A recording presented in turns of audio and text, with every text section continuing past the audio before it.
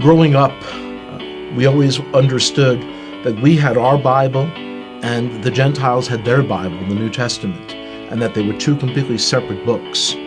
Because the only people I knew who were believers in Jesus were all people in our public school who were Italian Catholic, I imagined that Jesus was Italian.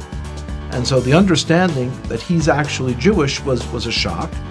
And then to hear that the New Testament was written by Jews, I couldn't believe it.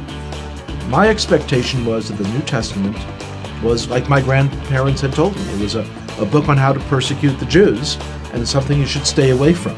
Of course, when you're told you should stay away from something, curiosity gets the best of you, and you've got to see it. When I opened the New Testament, I was expecting to find a handbook on how to persecute the Jews. My grandparents had warned me that it was written by people who killed the Jews.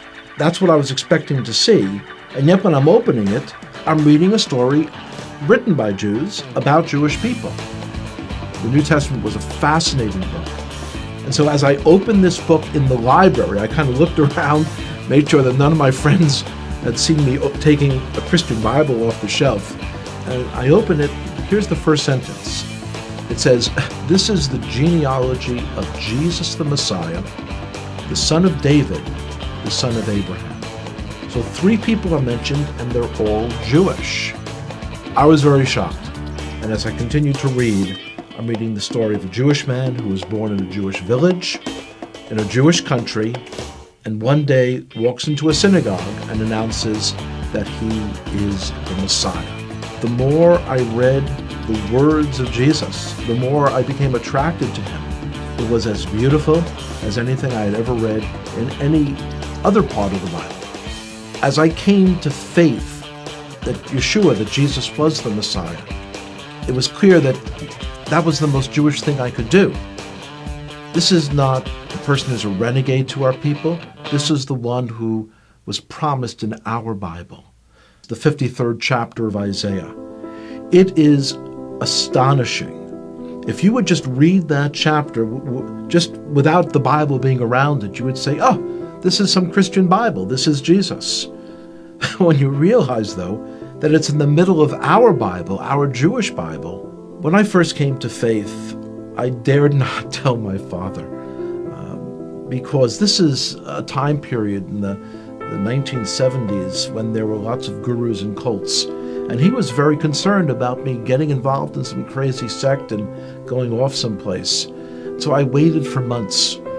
And when I finally told him, he was very skeptical. On his own then, he started to read about Jesus as well. About 1.5 years later, I told him that the fellow who wrote one of the books that he had read, that this fellow was giving a lecture in the city of New York. And he agreed to come out to hear that person. And one of the most amazing moments of my life was the speaker said, "Would everyone here who is a Jewish believer in Jesus, would you raise your hand?" And I raised my hand. My father also raised his hand. And I looked over and I said, "Pop," he didn't say would all the Jews raise their hand. He said, would all the Jewish believers in Jesus raise their hand? And my father looked over and he said, yes, I heard what he said.